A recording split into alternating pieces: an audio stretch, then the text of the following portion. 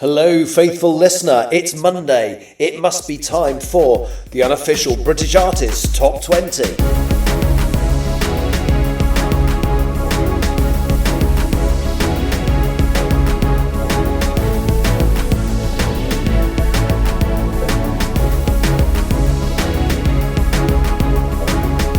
Hello, welcome to the show. Welcome to the Unofficial British Artists Top 20. Going to be talking about quite a lot today, so of course I will do my usual top 20.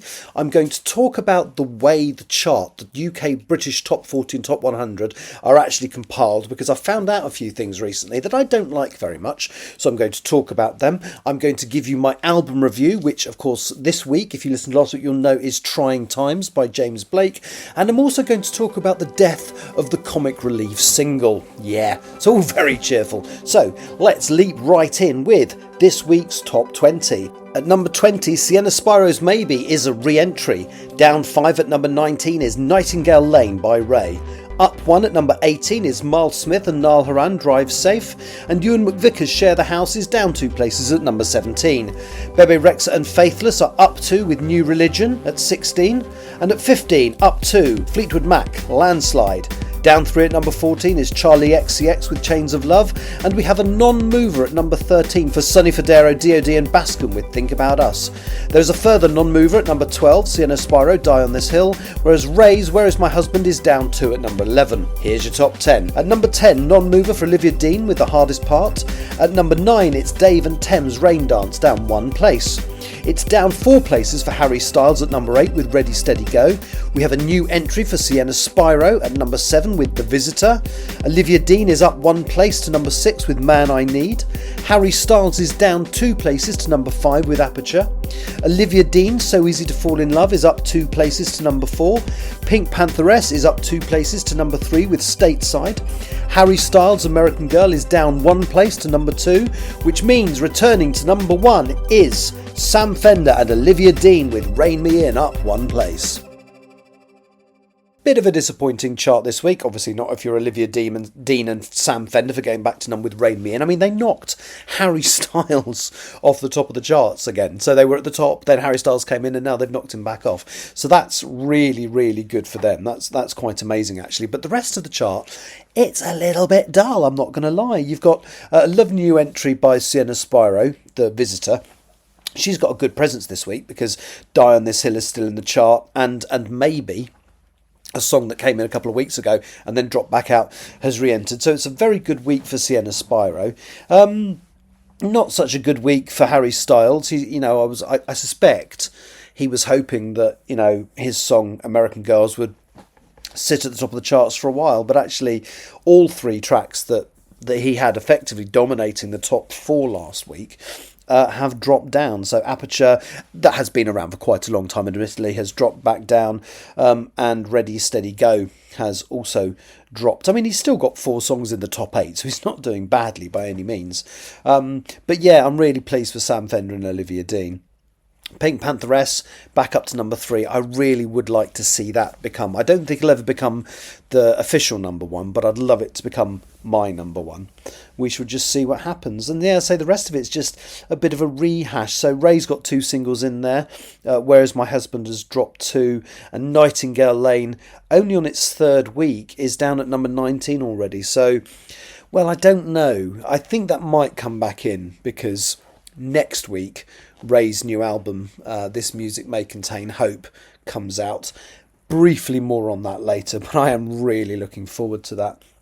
But yeah, there's not really much I can say on the chart this week, apart from the fact that it's a bit meh. So 2 songs left the chart. Obviously, we had 2 new entries, or a new entry and a re-entry from Sienna Spiro, knocking 2 songs out. The 2 that left were Charlie XCX, Dying for You. So of that original trilogy of songs from her Wuthering Heights album that entered the charts, there's only 1 left. And then Sky Newman's Walk has also gone only in the chart for 2 weeks. Highest entry, number 17.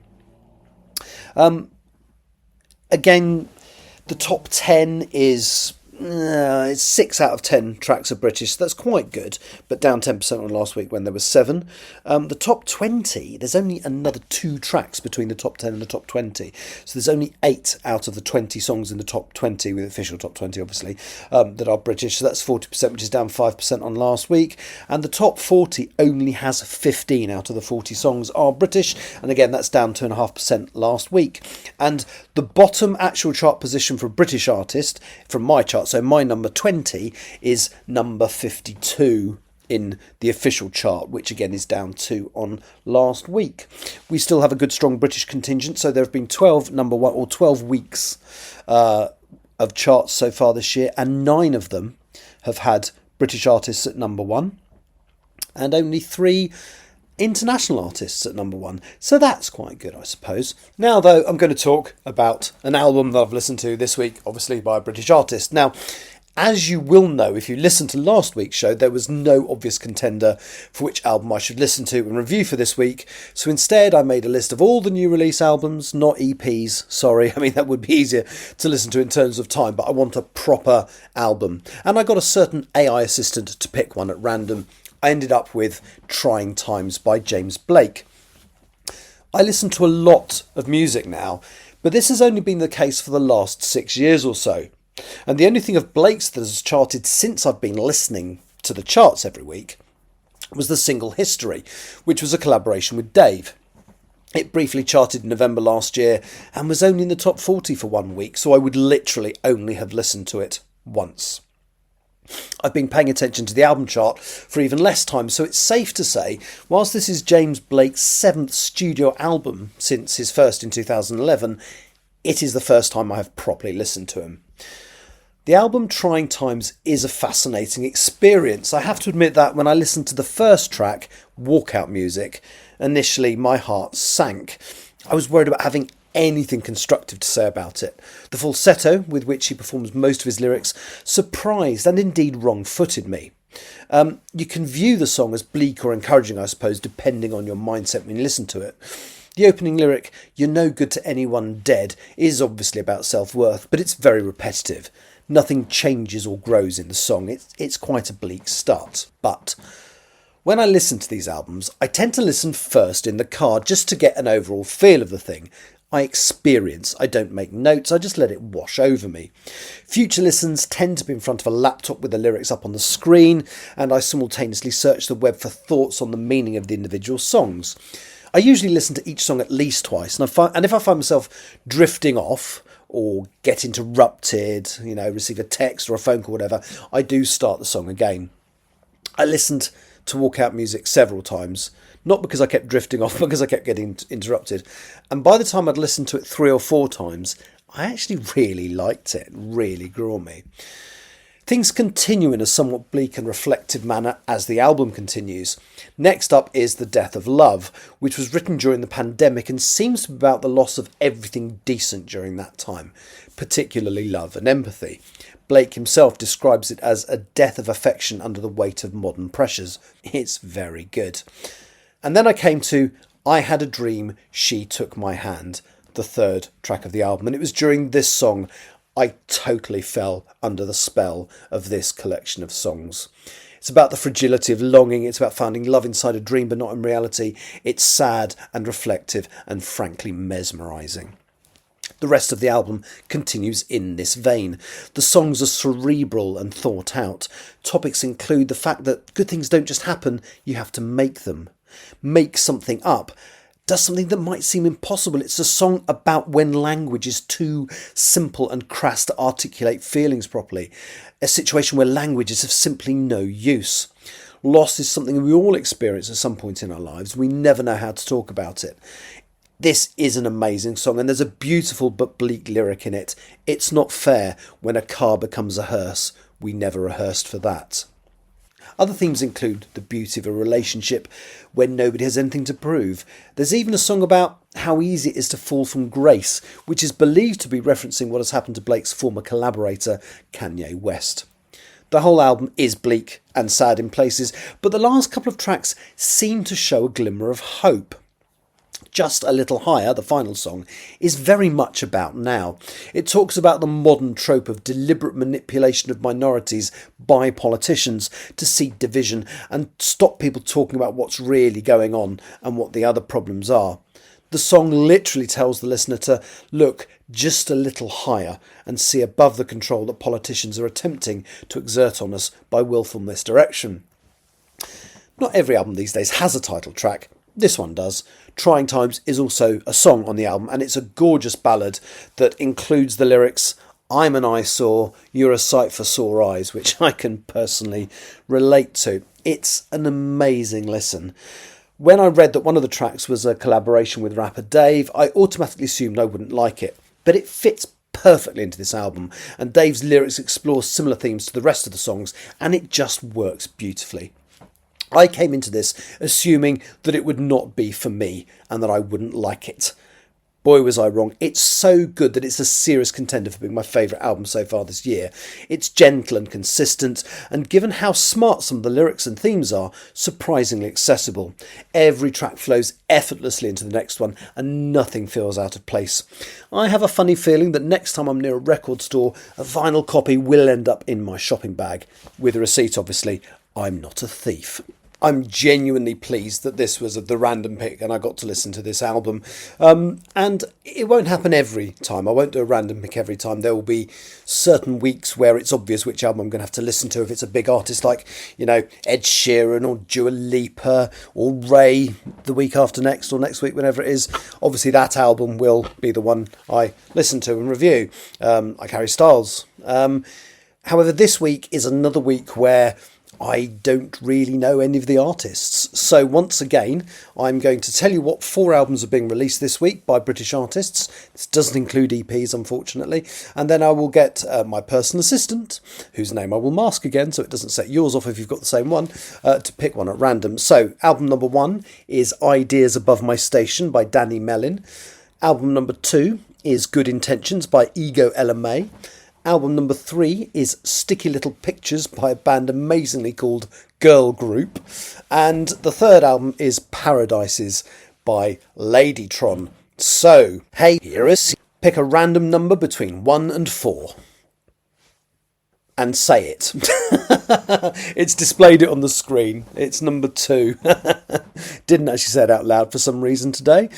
So that is Good Intentions by Ego LMA. So I shall listen to that and give you my thoughts next week. Now, the other thing I want to briefly lament about is the death, it would appear, of the Comic Relief single. You may or may not know that this week, or the Friday just gone, was the Comic Relief, telethon. They tend to do it every other year now. When they started it was every year, but I think they realised it might be overkill, what with Children in Need happening every year as well. So it became every other year.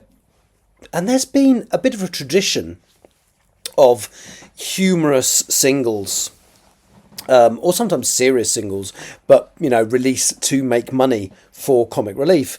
And I assumed that there'd be one this year, so I was keeping an eye out for it. But there hasn't actually been one since 2017. They stopped doing them. Presumably, I don't know, maybe they weren't doing so well.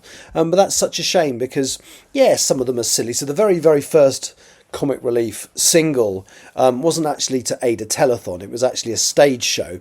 But they released it, you may remember this, Living Doll, by Cliff Richard, featuring the cast of The Young Ones. Then a little bit after that you had Help, which was a Beatles cover by Bananarama and Lana Nini Nunu, which of course was French and Saunders with Kathy Burke. It continued with things like The Stonk, which was Hale and Pace, loads of people like that. You've had Stick It Out by Right Said Fred, and then on the more serious notes, proper songs that just happen to use their money, or the money they've raised to support the charity. Things like Love Can Build a Bridge, which was a massive collaboration actually. Cher, Chrissy Hindman and Cher and Eric Clapton. You've got Who Do You Think You Are by the Spice Girls. It's just and Uptown Girl, the Billy Joel cover by Westlife. So I'm really disappointed. You know, you'll have noticed that I've done a little nod to Comic Relief on the cover artwork to the podcast this week. But the most recent one was 2017's What Do I Know by Ed Sheeran, featuring the cast of Corrupt FM from People Just Do Nothing. Where has it gone? What's happened to our Comic Relief singles? You know, if they don't do another one next year or the year after, it will have been over 10 years since we had a Comic Relief single. Is it because they don't chart anymore? I don't know. I will have to do a bit more research. It's just disappointing. It was a bit of a British institution, and just another thing that underlines the death of British music. Now, the other thing I'm going to talk about before I tell you what my singles of the week are, is how the music charts are compiled. I knew that it was a mixture of information, so if you physically purchased it, and I assume this includes downloads, but if you bought a physical copy or paid for a download, that's worth effectively 1 chart point. Then every 100 streams is worth 1 chart point, and they're added together, and the songs with the highest number of points become the top 100, you know, the one with the most points at the top, and so on. Now, there are some additional rules that I was aware of, which I didn't have a major problem with. So, for example, you can only have 3 songs by any one artist in the top 100. The reason for that was there was one year when an Ed Sheeran album, I mentioned this last week or the week before, an Ed Sheeran album basically became the whole top 10, which became a bit tedious. So I kind of get that. But then I found out about something called accelerated chart ratio. Now, accelerated chart ratio was designed to stop old songs clogging up the charts.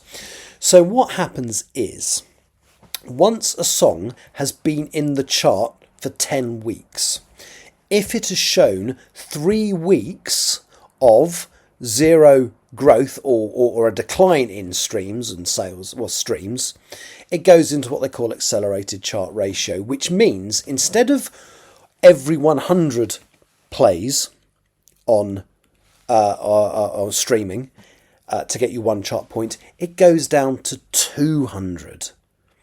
So every 200 plays on streaming, Spotify, Apple Music, whatever, is the same as 1 purchase. So it goes from 100 to 200 overnight if your song has been in the charts for more than 10 weeks and has declined in streams for 3 weeks at that point.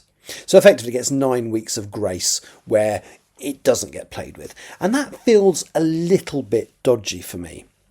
So ACR applies from the 10th week onwards, and it has to have had a decline in streams. Now, the idea is that it's, as I say, it's supposed to stop old songs clogging up the chart. But what I didn't realise as well is that only premium streams, ones that you pay for, so like I'm a Spotify subscriber, are at the standard chart ratio of 100 streams equals 1 sale. If it's ad funded, it's 6 times less than that. So if you listen to Spotify, but you have adverts and you don't pay for it, so it's non-premium, it's only 600 streams equal 1 chart sale. And that's at standard chart ratio. When it goes into accelerated chart ratio, an ad-funded stream, you have to have 1,200 listens to equal 1 sale. And that just feels very manipulative. I don't like it. Now, the other thing that I wanted to know was, can a song get off accelerated chart ratio? So, can it go back to standard chart ratio when 100 premium or 600 ad-funded streams equals 1 sale? Well, the answer is yes. So apparently if a song experiences a significant sustained increase in streams, which apparently is 25% increase, it will be reset to standard chart ratio, providing it's within 3 years of its release. But this is the bit I don't like. A record label can request a manual reset. So if a song is being actively re-promoted, the record label can say, oh, can you take our song off accelerated chart ratio and put back onto standard chart ratio because we want it to do well. And that also feels a bit dodgy to me. You know, it should be the same rule for everyone, and because otherwise all that's going to happen is every time a song like is in a tour or something, people just can say, oh, can you put it back onto standard chart ratio? I don't agree with accelerated chart ratio. I think it's a willful manipulation of the chart. I dislike it. I think it's wrong. You've probably got that gist. And it does feel, a friend of mine actually said, it feels like it's not just a sales chart, it's an algorithm to determine what, you know, position the music has in the charts. It's not really about sales anymore. There's politics in there as well, which feels a bit wrong, as I've said several times. So yeah, so that was the thing I discovered this week, and because it turns out, I'm trying to remember which song it was. I think it's one of the Olivia Dean songs. I think it's Man I Need. Apparently is the most popular song, the most streamed song this year, but because of accelerated chart ratio, it never has reached number one in the charts. Isn't that absolutely ridiculous? What I would really like the chart company to do is to do the official top 100 like they do, but I would like side by side next to it a non-fucked about with chart. So one that does allow more than three artists by more than three songs by the same artist and doesn't use accelerated chart ratio. You kind of have that. So you've got a streaming chart, which doesn't have those rules, and you've got a sales chart, a physical sales chart, which doesn't have that rules. But I would like to see them combined, so you get basically what the top 100 would be if they were not manipulating it at all, just to compare and contrast. Anyway, that's about it for me for today. The only other thing I want to do is tell you what my singles of the week are. Obviously, I have two. So my international single of the week it's not a new song, actually. It's one that I've listened to a few times and it's really, really grown on me. It's Fever Dream by Alex Warren. It's really, really good because I listen to the chart every week. Sometimes the song doesn't hit me as great the first time I listen to it. This has been in the charts 3 or 4 weeks now, possibly longer, I'm not sure. But I listened to it in the car on the way to work this time. I thought, this is really, really good. Secondly and finally, British single of the week. Now, it was nearly going to be the new Sienna Spiro song, The Visitor. And then I got a little notification that RAYE had released a new single. It's called Click Clack Symphony. And I thought, oh, let's have a listen. And I'm going to get emotional just talking about it. I only listened to it today for the first time and I watched the video. It made me cry. It's a companion piece, I would say, to escapism. I'm getting emotional just talking about it now and I've only listened to it once. It's beautiful. So, sorry, Sienna Spiro, but the British single of the week is RAYE featuring Hans Zimmer and Click Clack Symphony. I'll be back next week at a similar time, maybe slightly early, who knows. Thank you for listening. Take care. Bye-bye.